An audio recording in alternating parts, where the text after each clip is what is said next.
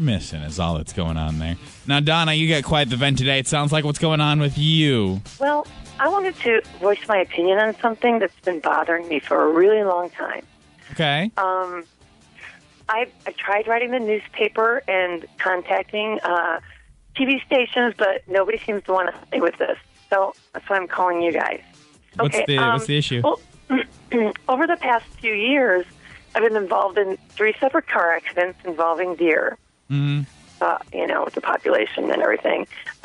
Each of these incidents, they've occurred shortly after I saw a deer crossing sign on the highway.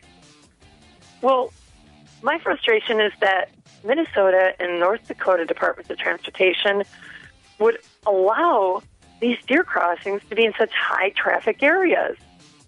I mean, I've even seen them on the interstate. Why are we encouraging deer to cross at the interstate?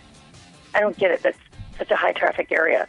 I mean, I understand that deer are wild animals and they need to travel across the streets occasionally to survive and, of course, to find food. But it seems to me that so irresponsible of us to allow these deer crossings to be in areas where these deer are so likely to be struck by oncoming traffic. I mean, wouldn't you agree?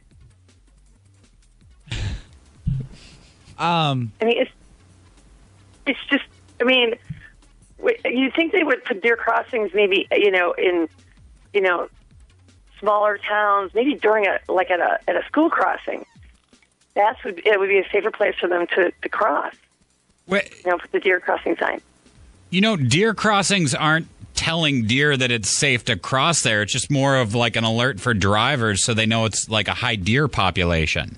The government put the deer crossings there. They can direct the deer population anywhere they want to by moving that deer crossing sign. I mean, why in the world would they place it on the highway or the interstate?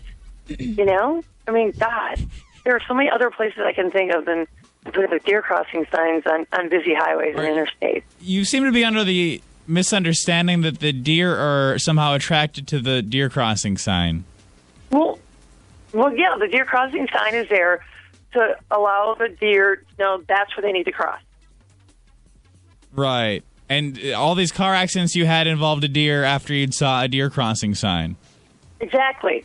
I mean, I'm trying to watch out for the deer, but, I mean, speed limit's 55, 65. How am I supposed to, you can't brake really quick if if the deer just is crossing in that deer crossing area.